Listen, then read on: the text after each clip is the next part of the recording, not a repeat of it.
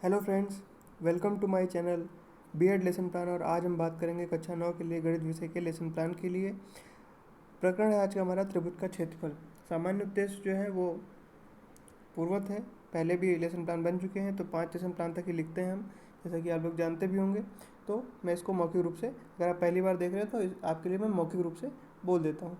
तो पहला है कि छात्रों का मानसिक एवं बौद्धिक विकास करना, छात्रों में गणित के प्रति रुचि का विकास करना, छात्रों को गणित के नियमों और तथ्यों से अवगत कराना, छात्रों में कठिन परिश्रम करने की आदत का विकास करना, छात्रों को स्वावलंबी बनने की प्रेरणा देना। ये सामान्य उद्देश्य होते हैं, चाहे कक्षा 8 का लेसन प्लान हो, कक्षा 9 का हो, कक्षा 7 का हो। सामान्य उद्देश्य गणित विषय के लिए यही होते हैं। विशिष्ट उद्देश्य हर टॉपिक के लिए अलग अलग होते हैं। तो टॉपिक है आज का, प्रकरण है हमारा त्रिभुज का क्षेत्रफल। तो विशिष्ट उद्देश्य में ज्ञानात्मक उद्देश्य कि छात्रों को त्रिभुज के क्षेत्रफल का ज्ञान प्राप्त होगा। बोधात्मक में छात्र त्रिभुज के क्षेत्रफल को निकालना समझ सकेंगे।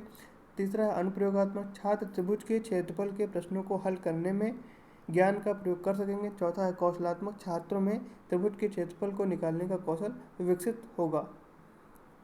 सहायक सामग्री में चार्ट पर अंकित भिन्न भिन्न प्रकार के त्रिभुज एवं लपेट सैंपल, जिसे रोलर बोर्ड कहते हैं, पर अंकित गृहकार प्रश्न। शिक्षण विधि क्या है, तो निगमन विधि का प्रयोग करेंगे। पूर्व ज्ञान है कि छात्रों को कोणों एवं त्रिभुजों के आधार पर बने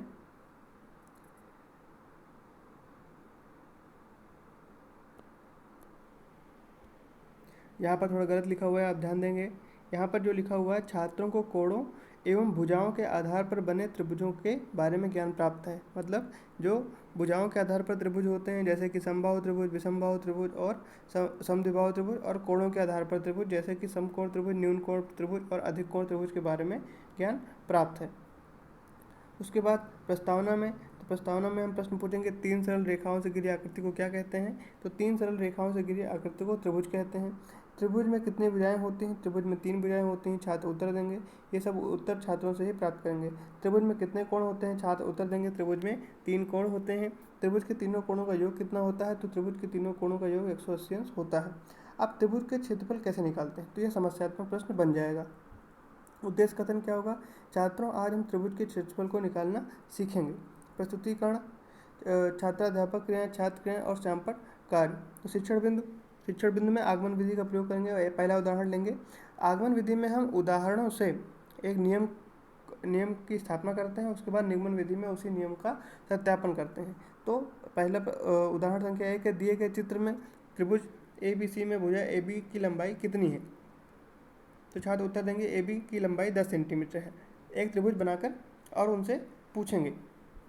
दूसरे उसमें क्या है कि BC की लंबाई 8 सेंटीमीटर है, तो त्रिभुज का क्षेत्रफल बराबर 1/2 10 गुणे 8 करेंगे और 40 स्क्वायर सेंटीमीटर उत्तर प्राप्त करेंगे। दूसरा उदाहरण है कि दिए गए त्रिभुज ABC में दूसरा त्रिभुज बनाएंगे और उसमें AB की भुजा जो है 10 सेंटीमीटर, BC भी 10 सेंटीमीटर रखेंगे। तो त्रिभुज की ऊंचाई BC जो है वो त्रिभुज की ऊंचाई हो जाएगी। तो त्रिभुज की ऊंचाई कितनी है, तो छात्र उत्तर देने का प्रयास करते हैं। तो पाइथागोरस प्रमेय से ऊंचाई का फार्मूला निकालेंगे यहाँ पर। तो 10 का स्क्वायर माइनस 5 का स्क्वायर हो जाएगा, तो यहाँ 75 बराबर 5√3 बन जाएगा। तो त्रिभुज के आधार की लंबाई कितनी है, तो त्रिभुज का तो आधार की लंबाई 10 सेंटीमीटर हो जाएगी। त्रिभुज का क्षेत्रफल 1/2 गुणे 10 गुणे 5√3, तो 25√3 त्रिभुज का क्षेत्रफल यहाँ पर आ जाएगा। फिर अगला त्रिभुज है कि त्रिभुज ABC में AB की लंबाई कितनी है, तो AB की लंबाई 5 सेंटीमीटर है। फिर आधार BC की लंबाई कितनी है, तो BC 8 सेंटीमीटर है। त्रिभुज की ऊंचाई कितनी है, तो छात्र उत्तर देने का प्रयास करते हैं। तो यहाँ पाइथागोरस प्रमेय से लंब निकाल लेंगे। तो यहाँ त्रिभुज का क्षेत्रफल जो है 1/2 आधार गुणे ऊंचाई 12 सेंटीमीटर स्क्वायर आ जाएगा। तो छात्राध्यापक कथन में क्या निष्कर्ष निकालेंगे कि जो त्रिभुज का क्षेत्रफल होता है उसका सूत्र होता है 1/2 गुणे आधार गुणे ऊंचाई। तो सत्यापन कैसे करेंगे, तो एक त्रिभुज में ऊंचाई 5 सेंटीमीटर है और आधार 4 सेंटीमीटर, तो उस त्रिभुज का क्षेत्रफल क्या होगा। आधार बराबर 5 सेंटीमीटर, ऊंचाई बराबर 4 सेंटीमीटर, तो त्रिभुज का क्षेत्रफल बराबर 1/2 आधार गुणे ऊंचाई। तो यहाँ से इसका सत्यापन हो जाएगा। फिर एक और उदाहरण से उसको सत्यापन करेंगे।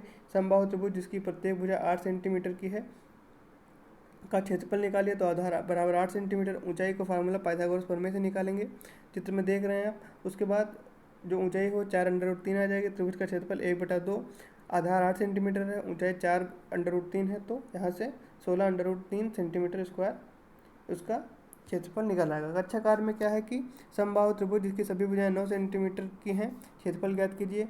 फिर निरीक्षण कार्य छात्राध्यापक द्वारा कक्षा कार्य करने का निर्देश देने के पश्चात कक्षा का निरीक्षण किया जाएगा। गृह कार्य में 2 या 3 प्रश्न दे सकते हैं, यहाँ पर एक ही लिखा हुआ है। तो एक समकोण त्रिभुज जिसका कर्ण 12 सेंटीमीटर है, आधार 6 सेंटीमीटर, क्षेत्रफल ज्ञात करें।